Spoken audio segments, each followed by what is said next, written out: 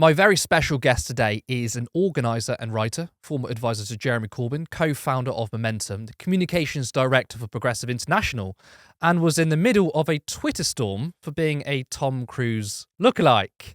James Schneider, it is a real pleasure to be speaking to you today. Thanks very much for having me. It's a real pleasure. Thank you for coming on. Now, the Labour Party are enjoying a huge polling lead. They are obviously expected to win. But there are many people who are still committed to voting Labour. I mean, we have many independents running, of course, including Jeremy Corbyn.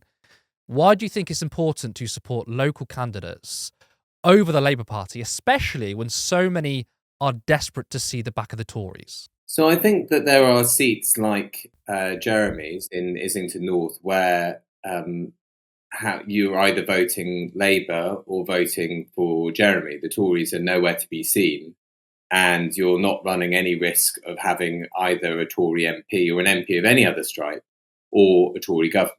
Labour are going to win the election by miles. The Tories have really done great damage to the country over the last 14 years. Most people are worse off than they were when the Tories came into office. Our infrastructure is crumbling, and many of our public services have been cut and squeezed to the point at which they're on their knees. So the Tories are rightfully being tossed out, as they should be. And the question actually is, will the Tories come second or third?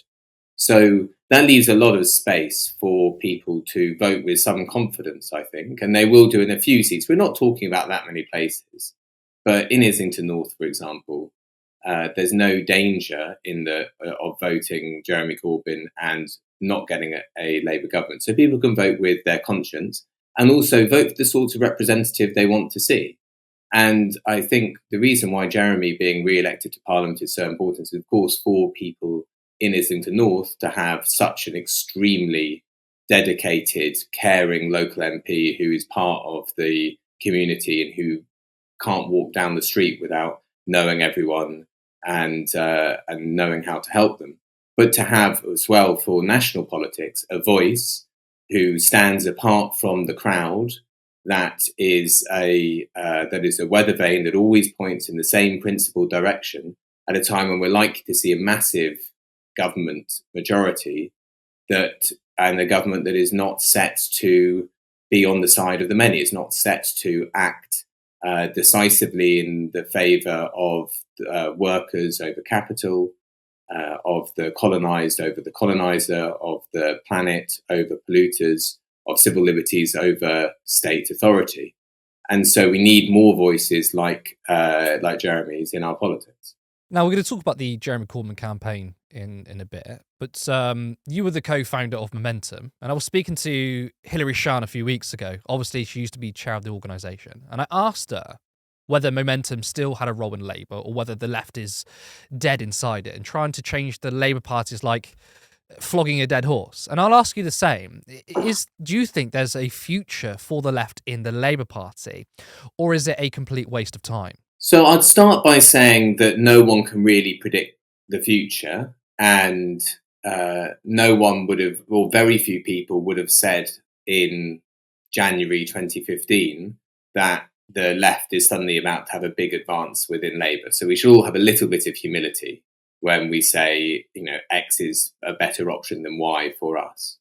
That all said, the Labour Party under Keir Starmer is not just that it's shifted its politics towards the establishment, to propping up establishment positions, but it is simultaneously closed off democratic space for change from below and for progressive change. And it has also opened up the party to corporate interest through the injection of corporate lobbyists at every level of the party, both in staff and in its parliamentary candidates.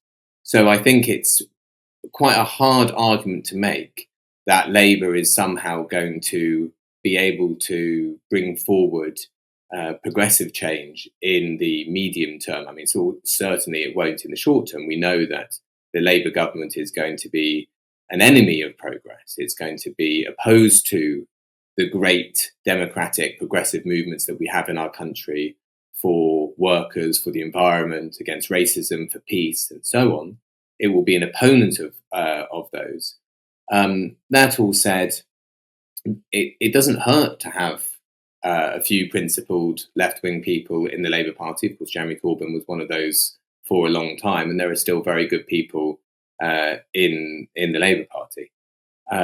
I personally think that we should stop looking for a silver bullet, the silver bullet being either yes inside the Labour Party or no outside the Labour Party, and think what is the type of political party and what is the type of formation that would actually have the power that it can take on entrenched wealth and power. We tried that through the Labour Party and we got quite a long way, but the failings weren't just contingent things to do with Brexit and so on. We also didn't have well stimulated progressive social forces. I'm talking the big movements, the movements that create history, pulling in the sufficient direction at the same time. So I think we have to think through all of those things and not think that, well, if everybody just got out of the Labour Party or everyone just got in the Labour Party, then suddenly socialism would happen, because that's not the case. Yeah, I think that's a really good point, because I've always tried to explain to people that the left need to occupy all spaces. And you're right about the silver bullet. Like, should it be inside or outside the Labour Party? I guess a warning maybe to some people that, don't waste all of your energy trying to fight inside the Labour Party if it takes up your time and resources elsewhere. But broadly, I do agree that we need to be everywhere.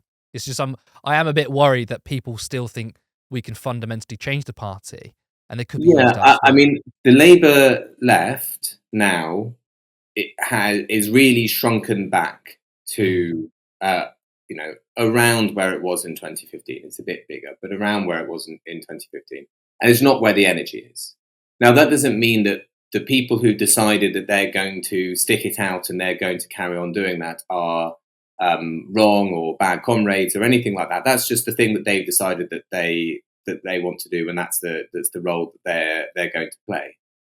But very plainly, that's not where the energy is. We've seen over the last few years, there's a huge energy for change, which is why we saw, firstly, the Labour Party expand so dramatically under Corbyn, but also the birth of huge new movements with Extinction Rebellion and Just Stop Oil, with the Black Lives Matter protests here, and so on. So we can see that there's a real spirit for change and for something different, and all of that energy is not coming through the Labour Party. I mean, let's look at the last 6 or 8 months. We've had an enormous, incredible movement all across the country for the liberation of Palestine and opposing the genocide in Gaza. That is a really vital, and I mean vital not just in the sense of important, like it's really alive. Like there's a huge amount of energy that is driving people forwards there. And that, of course, is not present and won't be present within the left of the Labour Party for some time. Everyone should just understand where they are and which bit of the pitch that they're playing. Now, of course, you are involved with Jeremy Corbyn's independent campaign. Now, we have no polling data at the minute, so can you tell me what the feeling is like on the ground? So Jeremy has huge amounts of support on the ground, and you can see that from everything from walking down the street to when you're knocking on doors. Jeremy has a huge amount of support. But it's going to take a lot of work to translate that into him winning for a couple of key reasons. The first is because it's a snap election and Jeremy hadn't launched his campaign until after the election was called. It means essentially he has to find all of the people that are going to vote for him, or a big chunk of them, and then do what's called get out the vote operation, and find them all in just 4 or 5 weeks' time. So that means there are 50,000 doors in Islington North. That means knocking on those 50,000 doors multiple times in order to have enough conversations with people where you can find out voting intention. So just in a basic kind of campaign technical sense, it has to be a very large operation to turn, even though there's high levels of support for Jeremy, into a victory. Then you've got the second thing, which is loads of people want to vote for Jeremy, but they don't know that he isn't the Labour candidate. And they're very surprised when they find out that he isn't the Labour candidate. So again, that needs huge numbers of people out knocking on doors, explaining to people that if you want Jeremy Corbyn to be your MP in Islington North, you have to vote Corbyn, Jeremy, Independent, the second box down on the ballot box, not for Labour and the Labour Party candidate. And then the third reason is that what's very clear is Corbyn's vote and the vote for Labour are very divided on the basis of class, of race, and of age. So the working class parts of the seat are strongly for Corbyn. The more affluent parts are more strongly for Labour. The people of colour, the non-white bits of the constituency, are more solidly for Corbyn than the more heavily white areas, and younger people are more solidly for Corbyn than older people. These things are things that you would imagine.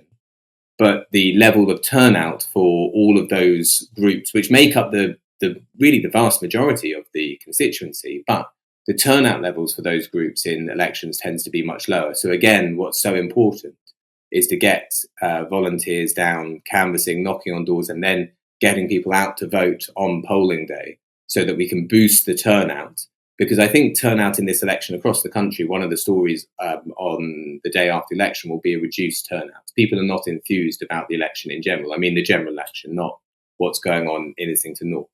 So it's going to take a very, very big effort. And we've got a big campaign, and there are lots of people out today.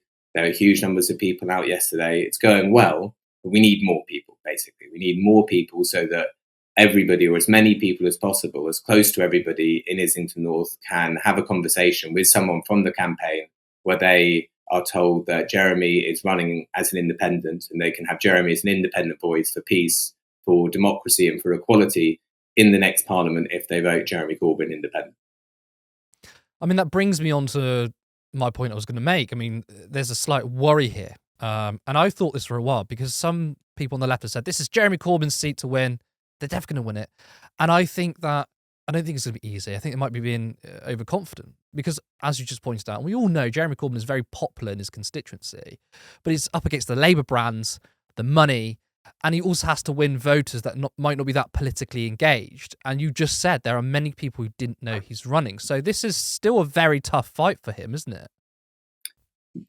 It is. That's why, really, at the moment, it's neck and neck. And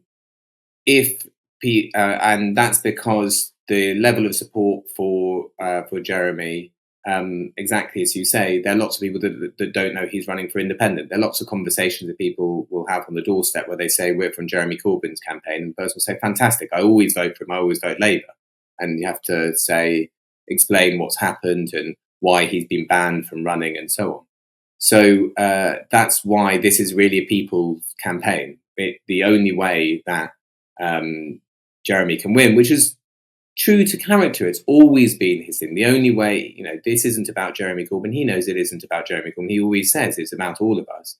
And the only way that we can win this campaign is together, which means as many of the people who have been inspired over the last decade by Jeremy Corbyn, by his politics, by what happened in the Labour Party from when he was leader, the time now is to really, if you can, get down to Islington North, spend a bit of time here, and speak to the voters here. It's fantastic that Jeremy is.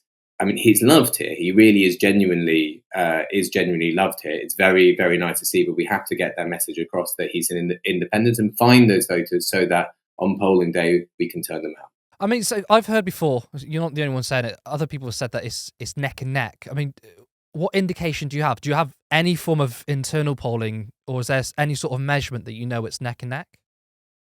Well, we get our canvas returns back, and then we can produce models based on those canvas returns. We don't have any polling, and the finances of the campaign mean that we can't have any polling. But you can build a pretty decent view of what's going on based on the canvassing returns.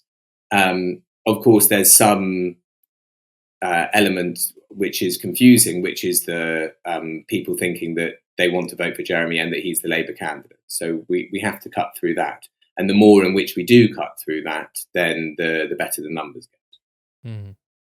Now, for those that are watching who may live in Islington North, and they are planning to vote for Labour, why should they support Jeremy Corbyn instead of Praful Nagand, who is the Labour candidate?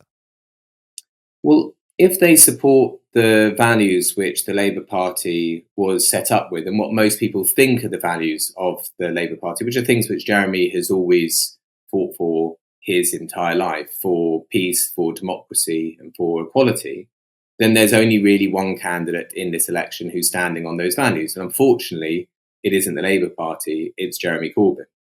So if you want to have an MP who not only is a superb constituency MP, even his worst enemies say that he's a fantastic, diligent, thoughtful, caring constituency MP. But if you want to have a voice in Parliament who will stand up for the values and the principles that we all care about, that will occasionally be a lone voice for justice, who will push the government on poverty, on inequality, on racism, on war, on injustice, on imperialism, then the person to vote for is Jeremy Corbyn. Then you can secure that independent voice for all of us in Parliament. And it's also worth noting, and it's come out quite recently, that Praful Nagand, obviously he's owns, or him and his family own, a lot of private clinics. He does profit from healthcare, and there was a video clip that resurfaced quite recently, actually, which says, and he said that it is important that healthcare is privatised. Now, Jeremy Corbyn, whatever you think about him, Jeremy Corbyn has always said that he doesn't believe in private provision in the NHS. That was in both the 2017 and 2019 manifestos. I think healthcare actually might be quite a big topic of debate in this election. Now, there have been other people who have been involved in this campaign. Peter Mandelson, he's been doing the media rounds. He claimed that Keir Starmer has morals and realism, whilst Jeremy Corbyn is ideological. Now, Mandelson said that he will go to Islington, and he already has been, to do everything he can to make sure that Jeremy is defeated. It seems that Mandelson is personally rattled. I mean, why has he gone to all this effort? I mean, Mandelson, you have to remember, when Jeremy was leader, he said that there isn't a day that goes by when he doesn't work to overthrow Jeremy Corbyn as leader of the Labour Party. He is very committed. You could almost say ideological in his loathing of the left. But also there are other interests. I mean, you mentioned commercial interests. Peter Mandelson, of course, has a corporate advisory firm that has a great number of corporate clients, some of whom have healthcare interests. For example, I believe Palantir is one of his clients. Palantir is the US data company that has contracts with the NHS, which is greatly looking to expand and will greatly expand with Wes Streeting as health secretary. So there are reasons why the corporate lobbyist class, this tiny group of people that huddle around SW1 and try to write the laws of the game and secure access for their paid masters, want to see a Labour Party which is owned by them and which is fully insulated from popular pressure, which is what they want to see. Because if the Labour Party is fully insulated from popular pressure, so they believe, then British politics will be fully insulated. And they're showing you what that's like right now. Because let's take any of the various, devastating problems that we have in the country. Let's take water, for example. It's a national disgrace, our water system. If people in most other countries knew about it, they would laugh at us. They would think it was completely balmy how we'd allowed ourselves to get into a position where we'd sold off our national assets debt-free. We'd allowed the price we paid for water to go up 40% in real terms, for huge amounts, 70 billion or so of dividends to be taken out and handed over to shareholders, while the companies are stacked with 70 billion of debt, and all to have our rivers and our waterways pumped full of sewage. It is an absolute disgrace. And the obvious thing, which like 80% of the public, when you poll them, believe, is that the only way to deal with this thing, very obviously, is to have public ownership of water, because it's a natural monopoly, it's a public asset, it needs to be a public good, and it shouldn't be a profit point for private shareholders to run it less efficiently than the public good. Now, neither of the two main parties are remotely saying something which the vast majority of the British public believe in, because politics has been insulated from popular pressure. It's fundamentally anti-democratic. And the project of Peter Mandelson and people like Peter Mandelson has always been that. It is to break the ability for popular forces, democratic forces, to influence the Labour Party, so that it can be a pure agent, like the Democratic Party is in the US, a pure agent of government and of the establishment. Now, they got a horrible surprise. They hated it when we had a few years where Jeremy was leader, when we had a Labour Party that was incredibly porous. It was open to popular demands. When Extinction Rebellion made its big splash at the end of 2018 and then through 2019, you could see the impact ripple through the Labour Party as our policy agenda for a green industrial revolution became more ambitious, more radical, more urgent. And it's that sort of thing that the British ruling class are absolutely terrified of. The idea that politics will actually be responsive to the people, because they know that if the people have power, the people will take power and they'll redistribute it in a much fairer way, which means that wealth and power will be not hoarded in the hands of a few, but shared amongst the many. That's why the political struggle is so important. That's why what's happened in the Labour Party is so important. It looks very abstruse. It's always presented in the media as to do with factions and personalities. But what we're talking about fundamentally is the democratic rights of the British people as a whole, regardless of what your actual political views are. It's whether you think that political parties should be open and responsive to the will of the people and the organising of the people. That's a vision of politics which is utterly absent from our political media class in Westminster. A lot of the accusations thrown at Jeremy Corbyn when he was leader, it's a far left cult, it's a clique. He's his leadership style was like Stalin purging everybody, but it seems like we know for a fact that every accusation seems to be a confession. Yes. Because actually, under Jeremy Corbyn, you had a membership that swelled up to 600,000. You had, I mean, I think one of the biggest mistakes of the leadership at the time was not implementing open selection, but you could see there was a democratic drive under Jeremy Corbyn. Now we're seeing purges left, right, and centre. And when I say left, right, and centre, just the left. You're seeing a clampdown of us. I mean, it's like a Stalinist-style leadership from Keir Starmer, and he only wants to fill the party with corporate lobbyists and anyone who's from trade unions or who stands on picket lines are not welcome. So I think actually all the accusations of Jeremy Corbyn is true now, isn't it? Yes, I love that expression, every accusation is a confession, because I think in so many cases it's true. I mean, the cult thing is so funny. The Labour manifesto, this Labour manifesto, it's seen even sort of centrist commentators chuckling about Keir Jong-un, where there are 60 photos, I think, of the dear leader across the pages of this manifesto. I mean, Jeremy couldn't possibly allow such a thing. I mean, he knows it isn't about him. And yes, of course, I was Jeremy's comms person. I dealt with the media for him when he was leader. We're endlessly dealing with accusations of being Stalinist when what's happened is some members have decided that they wish to challenge the person that they have elected, which seems to be the most ordinary democratic thing possible. Whereas now you have newspaper columnists sort of urging Keir, come on, purge and prohibit.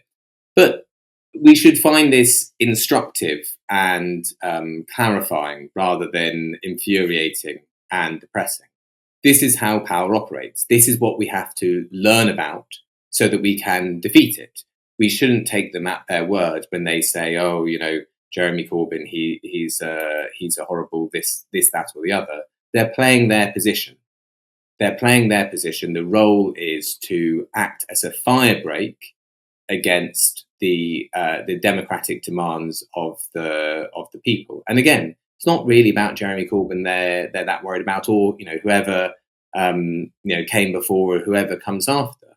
What they're worried about is that the people of this country will realise that actually our rulers don't have a grip and they can't control us if we decide that we're not going to be controlled by them. And that means that we can have a a much more equal and enjoyable distribution of the resources that we have in our society, and we can put our basic values, human values, the idea that we wish to humanize the world, into practice in the laws of the land, how we run the economy, how we run our society, and how we run our relations with the rest of the world. My analysis of the situation is that, I mean, people would like to think, oh, under Jeremy Corbyn, the Labour Party went far left, now it's in the sensible centre, right? I mean, I disagree with that description. But this isn't simply a different iteration of the Labour Party where it represents a slightly different wing of the party. I would say it's a complete clampdown on people. So it's not just, right, it was left wing under Jeremy Corbyn, now we're slightly, in the centre under Keir Starmer, and then maybe another leader might be centre left or whatever. I think it's the difference between Corbyn and Starmer is power and where it lies. Who has democratic control? So then more moderate people who are supporting Labour, who didn't support Labour last time, would say it's just a more moderate party to get into government. But this is not what's happening. Behind the scenes, you can see some draconian measures, and it's really, really dangerous. I mean, shutting out ordinary people from the political process is dangerous. Now, you touched up on the media a little bit, and I want to ask you, are you kind of surprised that we haven't really heard much in the media about Jeremy Corbyn's independent campaign? Now, I know that the media values don't particularly share the same values as Jeremy Corbyn and us, but like, the media does love their drama and intrigue, and I would have thought they would have covered it at least a little bit, but it seems like they're very quiet on it. So to just come to your first part first, I don't think that Keir Starmer's Labour Party is remotely moderate.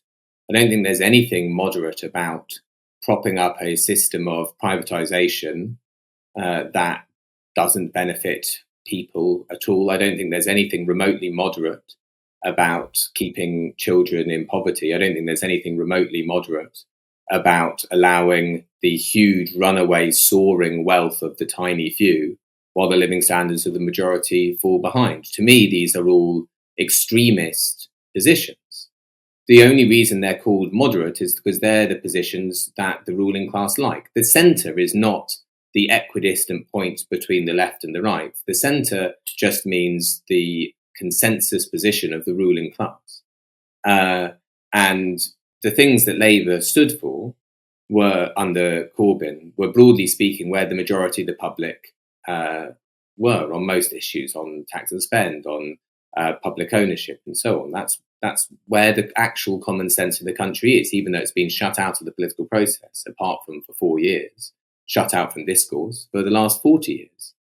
Now to your question about the media. Part of it is structural, which is the broadcasters basically can't cover one seat very much without covering every candidate in it, which just makes it quite intensive for them to do it, which reduces the amount they do cover. But I think because Labour are not throwing, they're not trying to make this a big story themselves. And what sets the news agenda in an election is basically what the two main parties want. That plays it down in the agenda. And then the two main newspapers of the so-called centre-left, the Mirror and the Guardian, are, so intent on being loyal, slavishly loyal to the to what will be the incoming government, that they don't want to upset them by covering things too much. Would be my read on. For those who are supporting Jeremy Corbyn, what can they do to get involved, and what is the most important thing the campaign needs right now? And also the same goes for those who don't live in the area, who can't help in person. What can they do? If you go to votecorbyn.com/events, you'll see all the times where you can door knock. If you live in Islington North and you want to tell Jeremy's team that you are supporting him so that we have that information, you can go to votecorbyn.com/pledge and fill in the form there. If you want to volunteer for the campaign, votecorbyn.com/volunteer, where you can sign up to knock on doors. But if you can't knock on doors because you can't get to Islington North, there are lots of other things you can do, like you can phone bank people who have signed up to canvass, to encourage them to get out there, to make sure they know what times and what places the canvassing goes from, to increase the number of people on the doors. And also you can go to votecorbyn.com/message, which will automatically pop up with a WhatsApp message that you can send to 10 or more contacts, which tells them about canvassing and gets them to join we've got massive canvassing WhatsApp groups, which you can join that have lots of information. It tells you how to do that there. So please, I would implore you that we really need your help. We really need to be able to speak to everybody in Islington North. We really need people to know that Jeremy is standing, that he is their MP, he can be their MP, but they have to vote Jeremy Corbyn independent on the 4th of July. So if anybody watching has any spare time at all, please go to votecorbyn.com and get stuck in. James, thank you so much for joining me today. I'm personally very openly supporting Jeremy Corbyn. Good luck on the campaign. Great, thanks so much. Everything here at Turn Left is still voluntary and work around our paid jobs. The goal is to have enough income to rent a studio and one day to start paying ourselves. Now, you can help us get there by supporting Turn Left on Patreon for £3 or £5 per month at patreon.com/Turn Left Media. Now, the channel has grown significantly with exclusive interviews, including Jeremy Corbyn and political party leaders. I want to see Turn Left continue to grow as an independent socialist media. Please give this video a like and share it widely. I'd also like to thank existing subscribers, members, and patrons. Thank you, and see you next time.